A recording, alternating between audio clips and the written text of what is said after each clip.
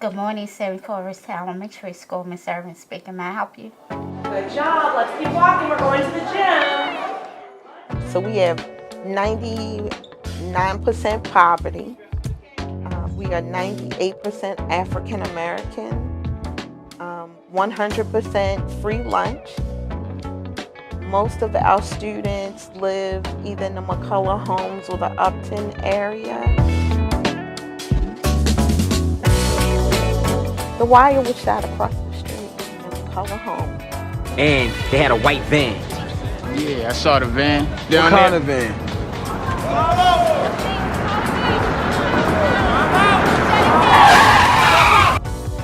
When you look on maps, it's like a red zone, high unemployment, high poverty, low educational attainment, all those things. But we're here doing the work because we want to become a 90-90 school where we are 90% free lunch, 90% attendance, and 90% of the students will be above or beyond grade level attainment.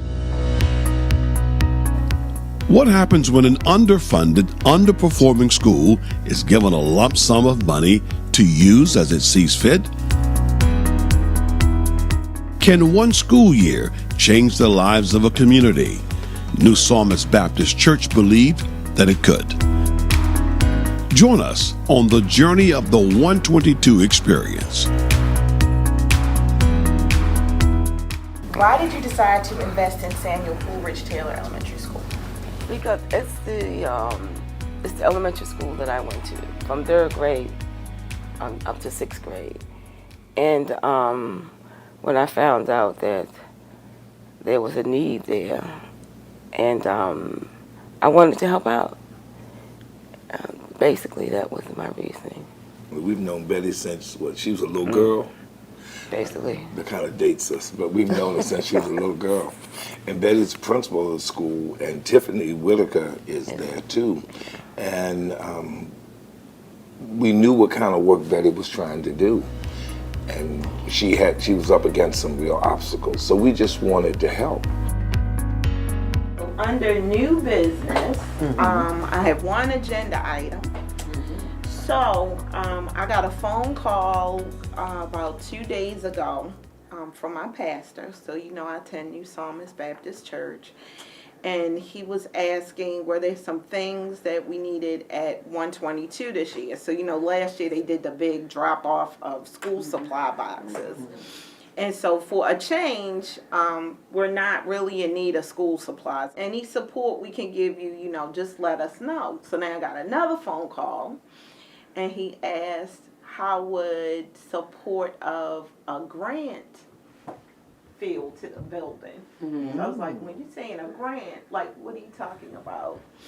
So he said, well, if we got some donors and we gave you, I don't know, you ready? $25,000. Yo, what would you be able to do? I said, well, give me and the team a minute, Right. and we will spend the $25,000. All right. Let's get it. So, one of the things that I told him that we're always sort of lacking are experiences. So beyond, going to the zoo, that's nice. Going to the pumpkin farm, that's always nice. We want children to really have experiences outside of their four corners, their community. We want to take them to see as much of the world as we can. I just think we have to be strategic about how we use it. You know what I mean? I think how do we make it, be more than just trips to, an out-of-state fun place. How do we make it be about, how do we use it to get what we need out of kids, right? We need kids to, for instance, do the end of module task, right? That's one of the things that's on our... That's on our school performance. So we need kids to do that. So we need to make it tied to that. We need kids to behave, right? One of the things that we've been seeing, even already, is behavior issues because of the time that kids were home. We have to structure the field trips to be kind of related to student self-efficacy. They have to understand that their actions can get them things, and then we have to get things out of them as a result. So, I mean, that's where my head is right now. I don't really have anything kind of solid, but that's what I'm thinking. And we can tier it to like attendance. That's a big Positive behavior with the tracking of dojo points. And like you said, tie it to the curriculum, because like Wit and Wisdom, 3rd grade, it's all about immigration. And maybe we can go to Ellis Island so they can get that firsthand experience of what the immigrants. Yes. So we got that 25,000. We can go. Right. Yeah. That's an experience. Okay. We are actually making a donation to the Samuel Coleridge Taylor Elementary School in the amount of $25,000. As an educator, it means I will have opportunities for children. And so in my role as a principal, I'm the lever or the gatekeeper to opportunities. So I create opportunities, go and search for opportunities, support staff, families, children. So this is a big relief, and it's a huge blessing, because these are resources that we did not see coming, but these are thoughts and ideas that we've had for a while that we wanted to do with children. Elijah Cummings used to always say we have to believe in our children, and we have to give them the future that they deserve and they're entitled to. I've heard so many people criticize Baltimore City schools. I'm a product of Baltimore City schools. I gained my education from Baltimore City schools, and I would put the school system I went to up against any school system anywhere, private or public. Yes, we wrapped our books in paper and we carried them in shopping bags. We had bands that we hooked around our books, and we ran for buses. But I don't think they have the opportunities we have.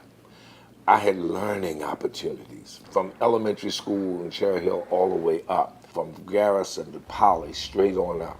I believe that our children can succeed if we have high expectations and we provide the things that will allow those expectations to flourish. I'm hoping and praying that people who see this will get inspired to adopt their school and to bring together a cohort of people to help them adopt their school. What 1 can do is great, but what 10 can do is so much more. What 100 can do is even so much more. There are enough of us in this city who have graduated from the schools that have problems to begin to start making a difference in that school. That's my hope. That's my prayer. Because the children can do.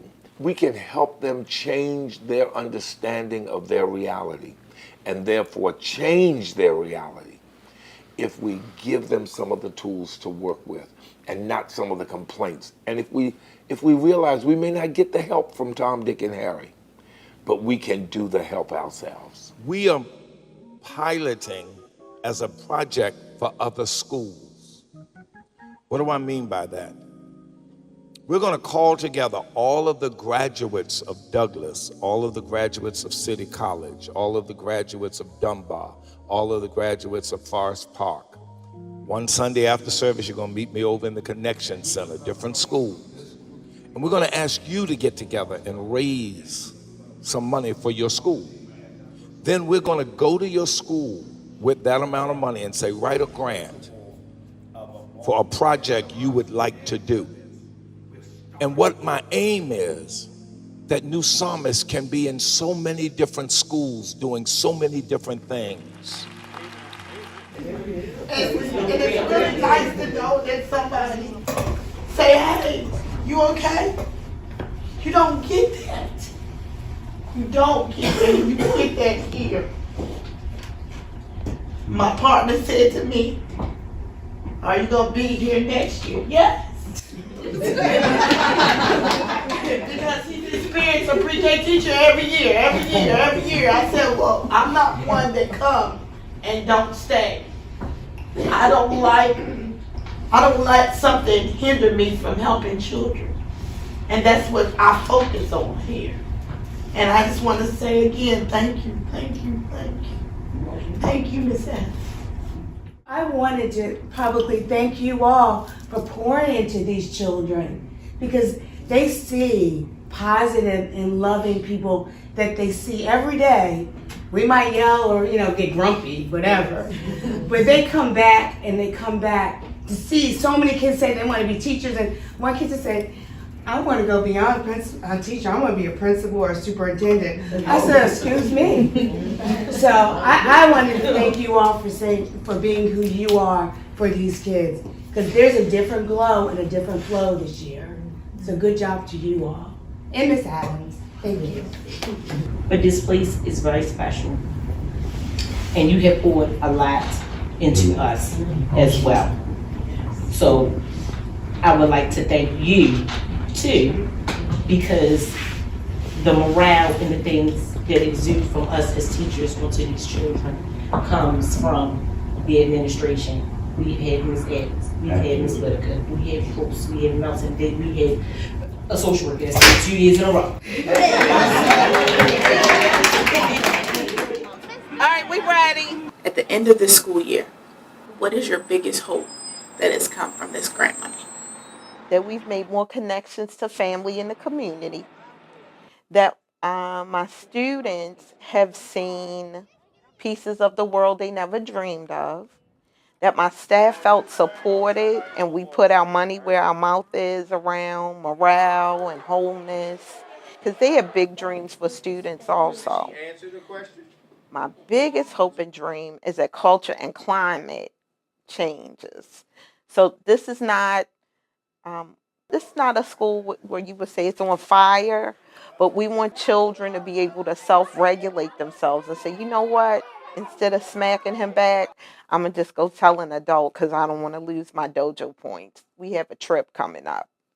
So I have been a member of New Psalmist since I moved here from Chicago. They have been surrogate parents to me. And so when Betty was telling us about the grant, I was expecting her to say a much different amount, because on Sunday, Bishop called us down or asked if there were any teachers who needed anything. Naturally, I jumped up and ran down, and he collected money from the congregation to kind of give to myself and other teachers. And so when she said $25,000, I'm like, that is not what we collected at that altar. So it was like, oh, so this is something additional, and it just is, it just makes my heart glad, because I know Bishop's heart is for the community, and this is an opportunity for everyone else to see that in a way that maybe they don't, because he's not always, at everything. He doesn't have to be the face of all the things. We've got 8 schools.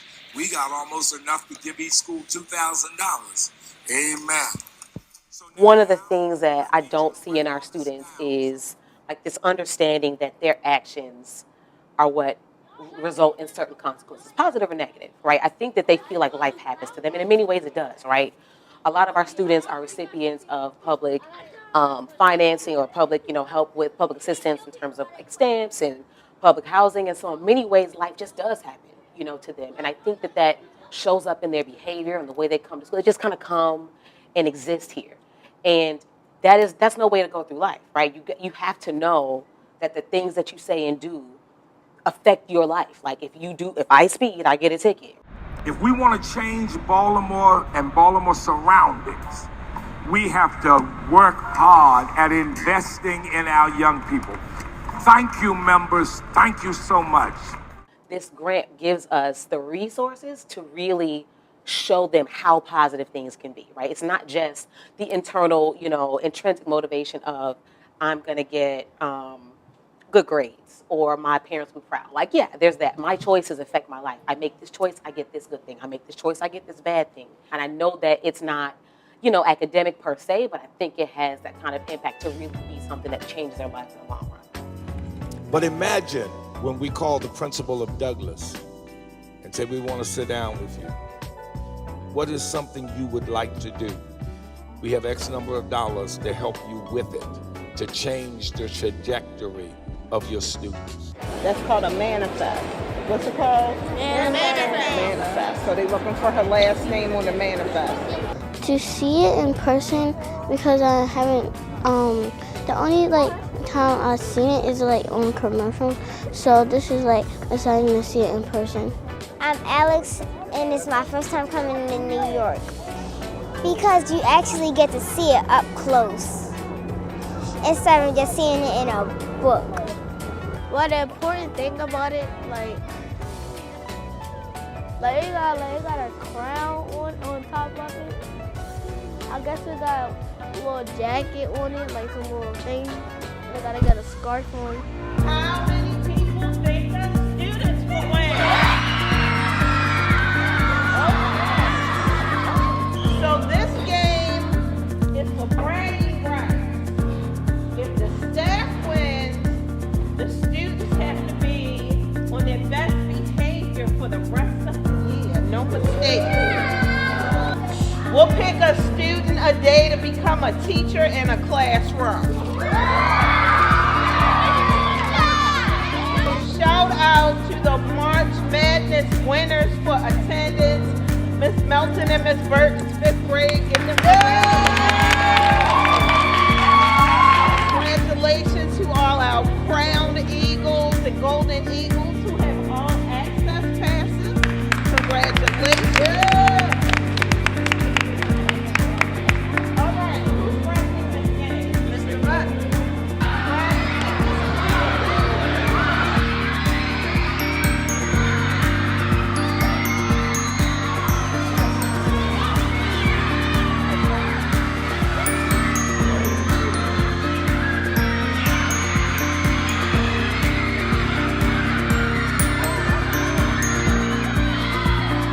On for the next 5, all right? So I'm trying to make sure everybody get playing time. Remember, this is for fun, all right? This is for fun.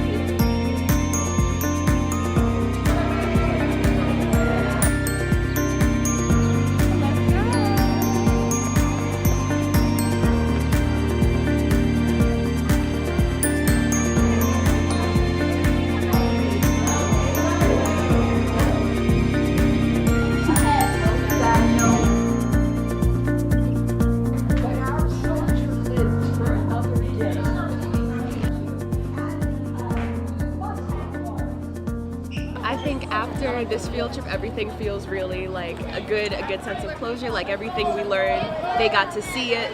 The tour guide was so impressed by them. Like they were able to, oh well, I know what a Minuteman is. Like this is what the American Revolutionary War, like what the American Revolution was about. Like I'm jumbling my words up right now because I'm so excited. Like I feel really good. I'm so proud of them also. So what does it mean to you to come on this field trip with this family? It was nice. To get to watch him with his friends and try to learn about the past, especially the slavery part, the Black African Americans part, and what the first of them, the first group of African Americans had to endure just to be here. With the school, that's special. It's because it's different if you were to go like as a family trip. It probably means more when you come with your friends and classmates that you've been learning with all year long. It's good for them. It's outside of Baltimore. It's outside of their regular, normal, what they know. It's different. It's good to take what you learn in the classroom and then actually go to that place and experience it. Come outside of your shell, I would say. The teachers are awesome because they have to put up with a lot, but they make it through. I know I have 2 children here and then 2 stepchildren here, and I know out of the 4, my children have been problems at times. So the teachers are good. They work with them, and I know it can be like enduring, but they get the job done the best way they can. So it's a good school, good staff. They want to go places.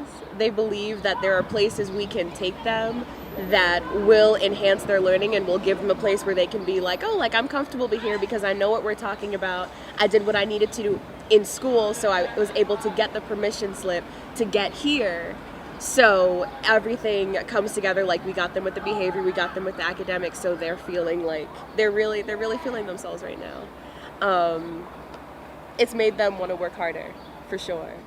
And I was scared on the boat that I was going to fall in water, but I didn't. And I had my teacher by my side. I will rate this trip 1,000 out of 10. 1, 2, 3. When we come back, we'll hear more from those who defied the odds and built great lives for themselves after growing up in McCullough homes. In 2025, we celebrate the extraordinary leadership and unwavering commitment of Bishop Walter S. Thomas Sr. and Lady Patricia Thomas, recognizing their remarkable 50 years of ministry. Their dedication has profoundly impacted countless lives, helping us grow spiritually and as a community. Join us as we honor their legacy with a series of unforgettable events. Sunday, March 30th, 2025. Celebrate the power of music in honor of Bishop and Lady Thomas. Our music ministry, joined by guest musicians, soloists, and some familiar faces, will present a spectacular semi-formal concert. Friday, April 4th, 2025. Experience the story of Bishop and Lady Thomas like never before. This powerful documentary chronicles their 50-year journey in ministry, featuring heartfelt testimonies and insights from them and those closest to them.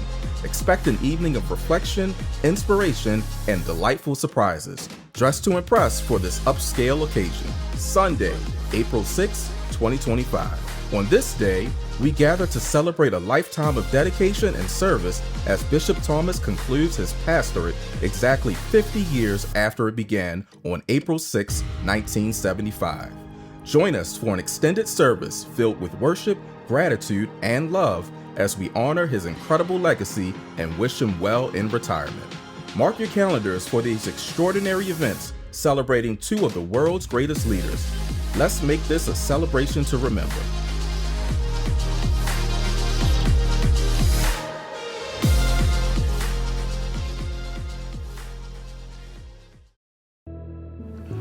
I met a family, 3 daughters of which still live in this city, who grew up in McCullough homes. As Tricia said, I watched all 3 of them make their mark. Tricia is First Lady of New Psalmist Church, doing things here. Sylvia, her sister, spent her life in social work and does social work here. Bernadette, her younger sister, works as an administrator, as a supervisor in the hospital, but all of her life has spent helping other folk, bringing people up. So when folks say it's a forgotten community, and what good can come out of it, I think if you look around this city, you'll see some positive products from McCullough homes. I know I met persons in McCullough homes who made a difference. Okay, in McCullough homes, I came up in a single parent home. We were on welfare, but the specialness that we had is that we all knew the Lord, know the Lord, loved the Lord, trusted Him in all our decisions, and followed His guidance. It may have, and a lot of times it seemed like it was a corny thing, but it was the best thing for our lives, and we followed that path. And trusting God is such a beautiful thing. Sometimes you don't understand it, especially as a young person. But you don't understand it. People don't understand it. They don't believe it for you, but believing it for yourself is what helps you to grow in Christ. Learn about Him. There is somebody I believe that there's somebody in all of our lives, especially with children, who want to see us improve and do better. And sometimes we kind of fight against it. Don't fight against it. Listen more, talk less, and look and see how God is guiding them, and realize that He can guide you too. Do more listening, less talking and rebelling. Just listen, learn, and believe for yourself and trust God. You'll be all right. Another person who got their start at Samuel Coleridge Taylor Elementary School is the past dean of Howard University and a member of President Obama's administration. McCullough Homes, that's where I grew up. So one of the things that I try to do when I am around people, whether they're young or old, and I see some talent, something that has been a gift, because that's what it is. You have no way of controlling it. You just recognize it and you say, God gave me this gift. What will I do with it? Well, saying that to a youngster who has some gift, some talent, some ability, makes them think about it and maybe cultivate it and care for it and nurture it and grow it and then use it in a wise way. And if you can help to spark that, that's what we should be doing. Hello, we're here at the Space Museum, and over there we have some airplanes, spaceships, lots and lots of spaceships. So you said you're a pilot already? Good business. How was that? When did you get your pilot's license? 1977. 1977.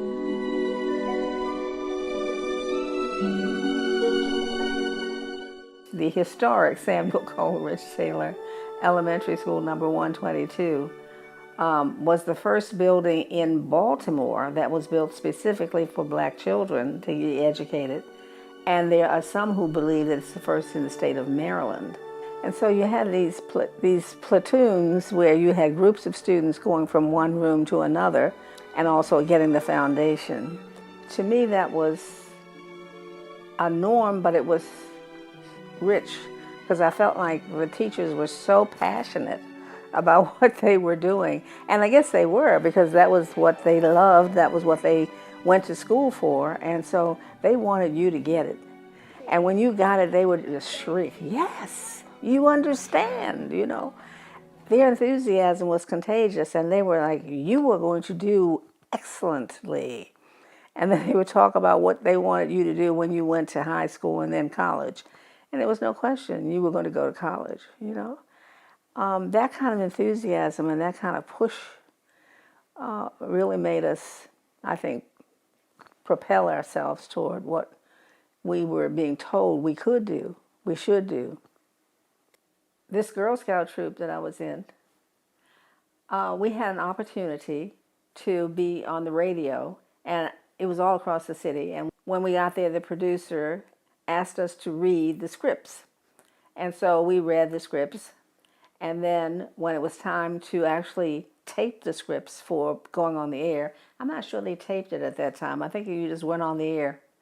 And she said to me, you be the lead because you have a radio voice. And of course I had not a clue about what she was talking about. And I said, okay, I just followed directions. I was 11, so what did I know, right? And so I followed what they asked me to do, and I had given a presentation. The teacher said, I need to talk to you, gave me an opportunity because she said I had a radio voice. So I'm hearing this radio voice more than once, so it kind of sparked my being interested. I think that's one of the things that we do, and we should be doing as educators, and that is inspiring the talents of young people who are in our care.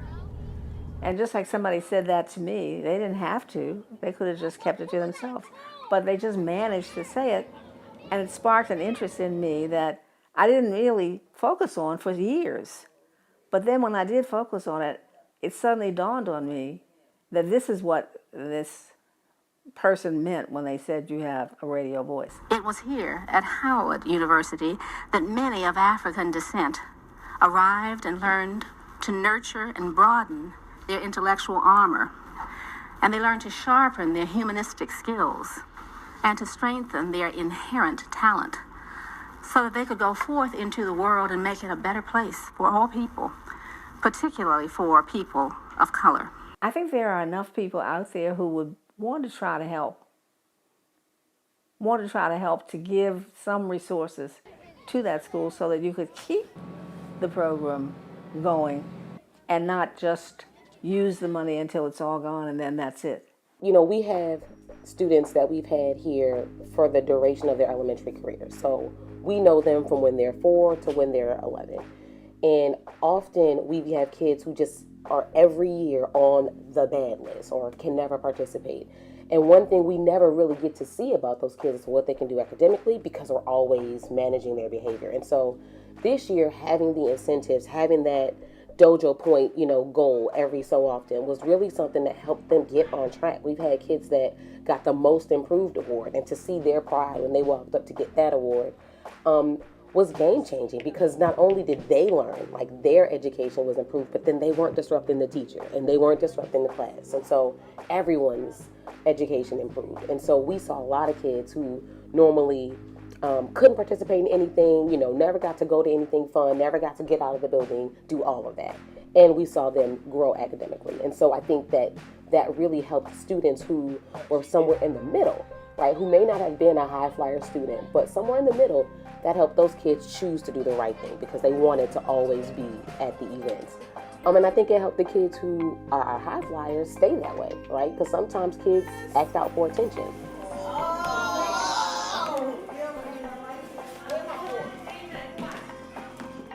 And one thing that we saw this year is that the kids who really were doing well were the ones who got the attention. And so they continued to stay on that straight and narrow path. They wanted to be in the VIP room. So they didn't let, the actions of their classmates really get under their skin. They ignored things, which is something, kids don't tend to do. They let things go. They told us.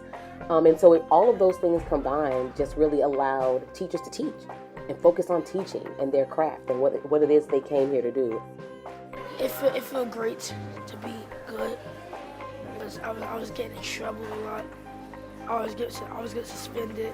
I go on field trips. I get the beat on my computer. I get to help people and learn some more because I can.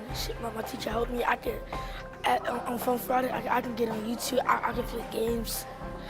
When I get my both goals at Final Zone. I had heard about Nasir from other teachers, like at staff meetings, like when we would kind of go over like students who really needed a lot of support. His name came up, but of course at the beginning of this year when I first met him, he was like, yeah, Miss Jones, like I used to run the halls, I used to get suspended a lot, and he gave me his whole backstory. And the entire time I was like, you? What?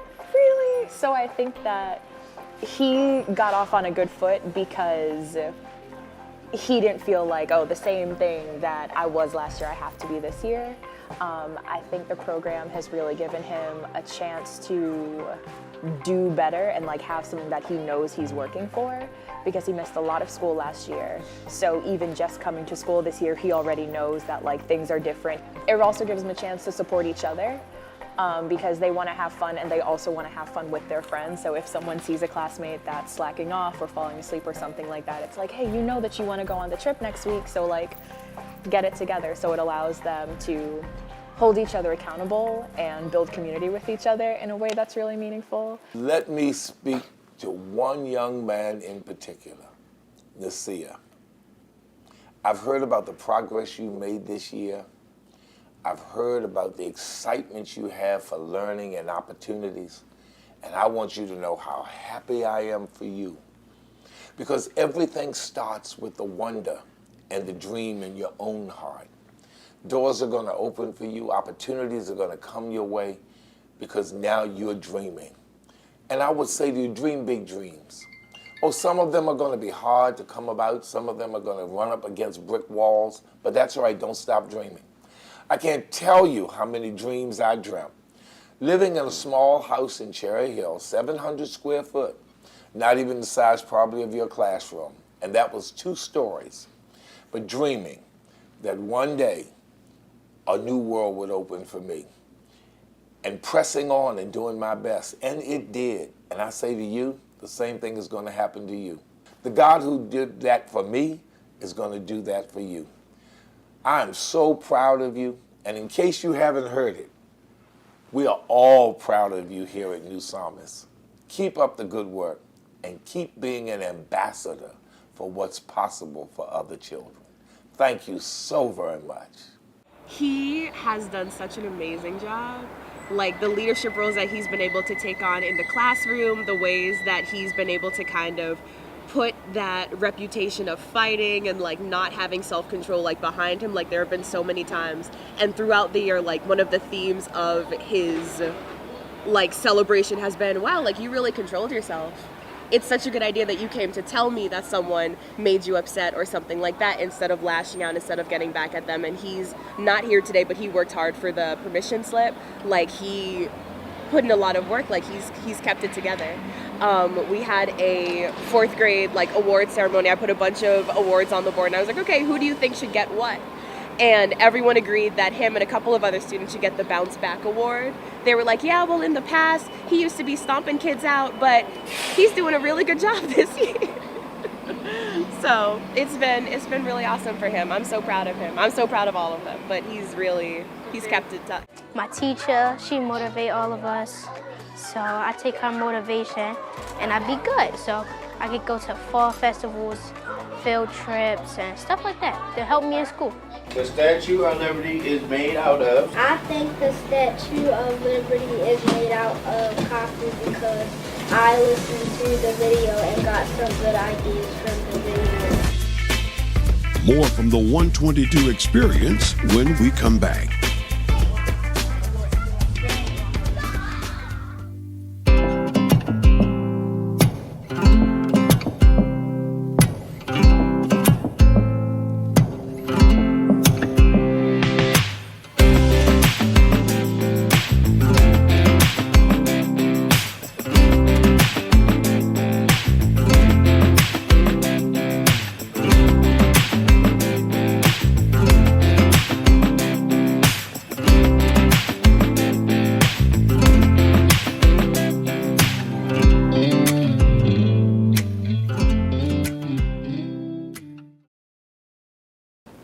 Well, we all know that Christmas is one of those holidays that children really look forward to. And sometimes some children miss out on. But whenever you can help put happiness, especially into a child's life, you want to go ahead and do it.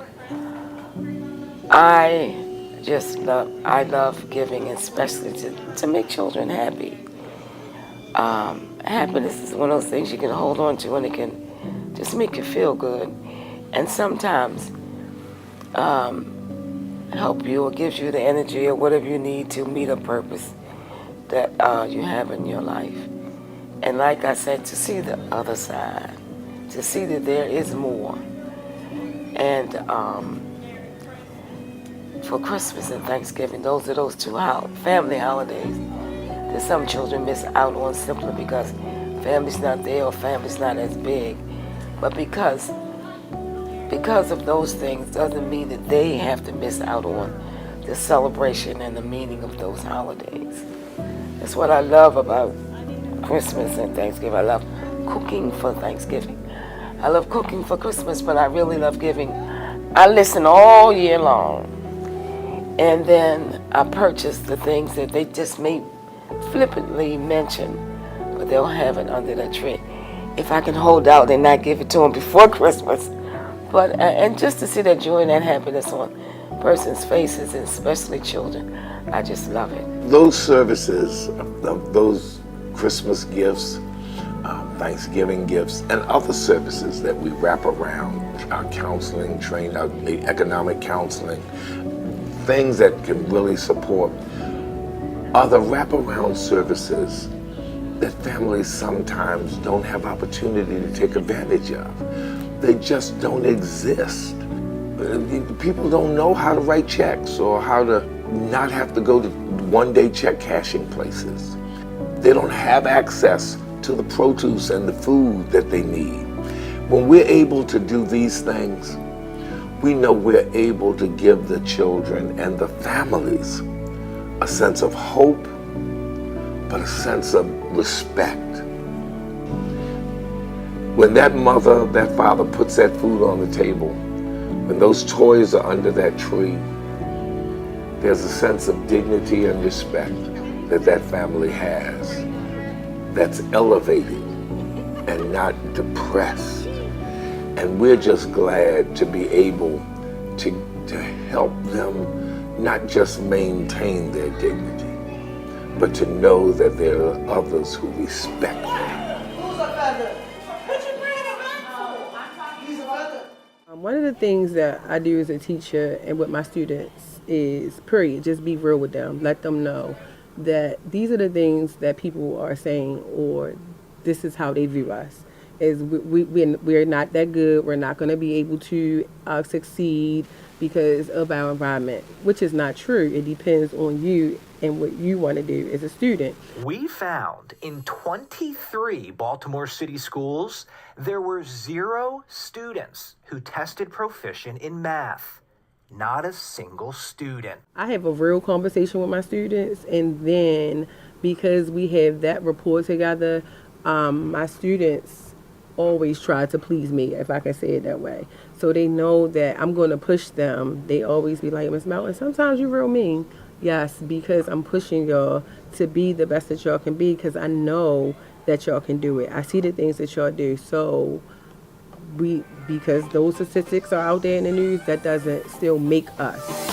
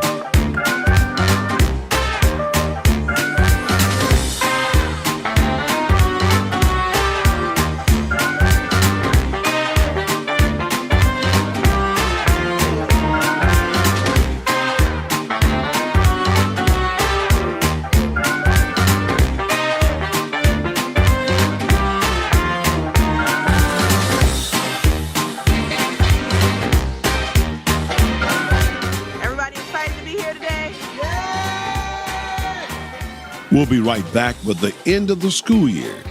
Was the initial hypothesis a success, and will the outcome have a lasting impact? In 2025, we celebrate the extraordinary leadership and unwavering commitment of Bishop Walter S. Thomas Sr. and Lady Patricia Thomas, recognizing their remarkable 50 years of ministry. Their dedication has profoundly impacted countless lives, helping us grow spiritually and as a community. Join us as we honor their legacy with a series of unforgettable events. Sunday, March 30th, 2025. Celebrate the power of music in honor of Bishop and Lady Thomas. Our music ministry, joined by guest musicians, soloists, and some familiar faces, will present a spectacular semi-formal concert. Friday, April 4th, 2025. Experience the story of Bishop and Lady Thomas like never before. This powerful documentary chronicles their 50-year journey in ministry, featuring heartfelt testimonies and insights from them and those closest to them. Expect an evening of reflection, inspiration, and delightful surprises. Dress to impress for this upscale occasion. Sunday, April 6, 2025. On this day, we gather to celebrate a lifetime of dedication and service as Bishop Thomas concludes his pastorate exactly 50 years after it began on April 6, 1975. Join us for an extended service filled with worship, gratitude, and love as we honor his incredible legacy and wish him well in retirement. Mark your calendars for these extraordinary events celebrating two of the world's greatest leaders. Let's make this a celebration to remember.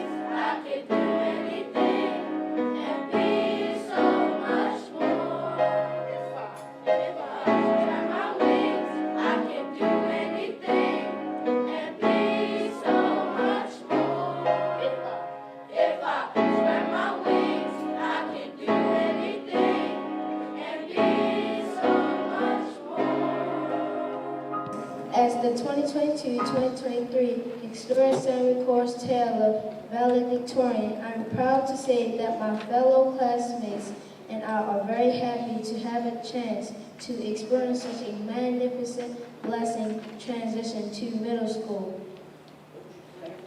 We will all be moving on to 6th grade, and instead of being at the top of our class, we'll be back at the bottom trying to work our way to the top in middle school. We've had a lot of fun this year. I remember when we were at recess and a dog got loose and chased Unaya, Dior, Shamari, and Tyler. They were so afraid they started running and climbing the monkey bars to get away. I also remember when we went skating and everyone was falling all over the place. Our class as a whole advanced in our Amplify scores. I am certain we scored above many schools this year. Part of that is because of our wonderful teachers. They prepared us for what we needed to know for our middle school years. Let's give them a round of applause.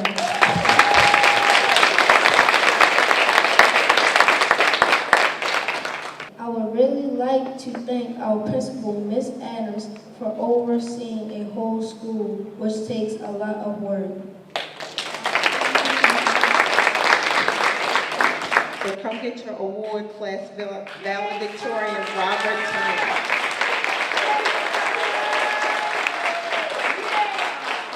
My son's name is Robert Turner, Jr. I am very proud. Education is everything. I always teach them that, no matter what, it can get hard, but you got this. I always help them out anyway. We do read, and we read all the time. We don't watch TV. Sometimes when he gets frustrated, I give him a moment to get himself together, but he rocks. And you talked about that perfect attendance. Yes. Why is that so important? So I've been on my job 19 years, and I always teach my children that consistency. Every day, if you miss a day, then you miss something. So if you go back to school, then you feel like you're behind. So even the half days were important to me. So yes, education first. Everything they do, everything they get into, I'm going to be there for them and full support, I'm a proud dad today, definitely am. He surprised me with all this today. So one thing about this school is they care so much about these children at home and in school. Like during the pandemic, they made sure they had food, they had Wi-Fi, they had laptops. Like they would call you, they were concerned when they came to school, they gave them coats in the wintertime. That's something that makes them eager to want to go. Like, you don't feel left behind because every child had a book bag with school supplies in it every school year. And like she said, when they came to the school and they were cheering for them in the morning, that was everything. That was amazing. Like, okay, I'm going to go to school. I'm ready to learn. I really appreciate Miss Adams for that. That was amazing. We had a wonderful year. I don't want to start crying because it has been an exceptional year for my staff, for the students, and for the parents that actually understood what we were trying to do for the children. Oh no, we're not perfect. So this is a school. So have I had to suspend children? Absolutely. Have I had to get parents together? Absolutely. Has staff had to be spoken with? Sure. But the good days far outweighed the bad days this year. So when those things popped off, it was disappointing because it's like, really? We got to do this today? But we had to handle business. We're humans. So was it perfect? No. Was it Shangri-La? No. But this has been an amazing school year. But what they don't realize is what we've planted in them are seeds for expectations for themselves. So they have gone and seen and done things that the parents haven't even done. And so I'm expecting to have scholars that will have an eternal thirst for learning and knowing. But what I really want them to know is there's more for them. There's more than the four corners that you live in. This school very rarely is highlighted for anything positive. We don't get the accolades, and it's not necessarily because we don't deserve them, but we're just in a space that's not always good for TV. And so this year, because of what we've been able to do with this grant, it has just sown a seed in really good ground. And our kids feel seen and appreciated. Our staff, the morale of our staff is through the roof. People volunteer to help and do things before and after school, help each other. And all of those things are what you need for a school, number one, to be a place where you want to be, but number two, for a teacher to be able to really work. And the gratitude that I feel for having those soft pieces, the things that, you can't really name, I can't even put into words. And so I'm just grateful it has worked. Right, we did it. We made the growth, and more importantly, like, our kids really learned, like, beyond what a slide says in terms of they are readers, right? They are mathematicians. When they get up and speak, they can speak for themselves. They speak well, and those are things that we never really had an opportunity to focus on. And so I'm just grateful to the audience for believing in us, for praying for us, for remembering us, for encouraging, Betty and I, if they saw us around. Like, I am grateful for growth. I'm grateful for people believing in us. I'm grateful for people giving us a chance and not thinking that it would be a waste. And I'm grateful because what people poured into this school is definitely proving and showing major fruit. And I will say that the grant that we received, because I'm a believer, it's like that good seed that was sowed in a good ground and is given numerous returns. Like, returns, I won't even be the principal here, and it'll still be giving. So we started the year with Welcome to the Eagle's Nest. The 122 experience continues.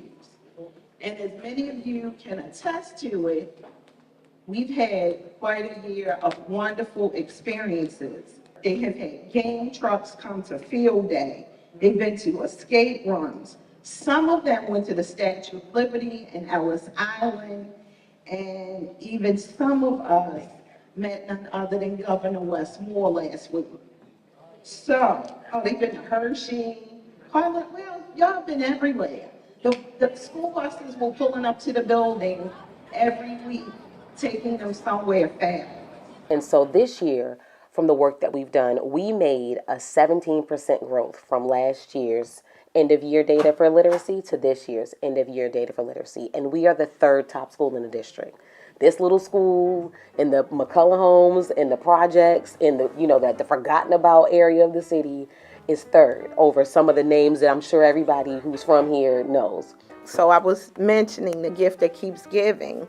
Our school yesterday was awarded the Delegate Maggie McIntosh Center of the Arts Award. So the historic Samuel Coleridge Taylor, which sits at the base of the historic Black Arts District, a school named after a Black man who's a musician and a composer, in the year 24-25 will become a Maggie McIntosh Performing Arts School. So one of my visions that has come to full fruition is we're getting a fully funded grant so that our children will have other opportunities and experiences in visual and performing arts. And so I thought I was just going to get an auditorium makeover. They're giving us a theater. So the very first Black school built for Black children in Baltimore City is becoming the very first Black performing arts school for elementary children. That is major.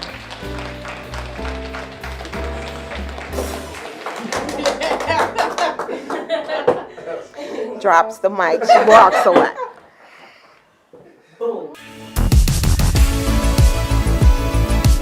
And that's not all. The recognition from the new Psalmist grant also led to some recognition from the Baltimore Ravens. The principal of this school, Eddie Adams, probably will not say this on her own, but I'm going to say it, that one of the things she said to me is that for so long, this school community felt invisible in terms of their needs, and that right now, she got a little teary-eyed because she said, we are invisible no longer, we are seen, and we know that we matter.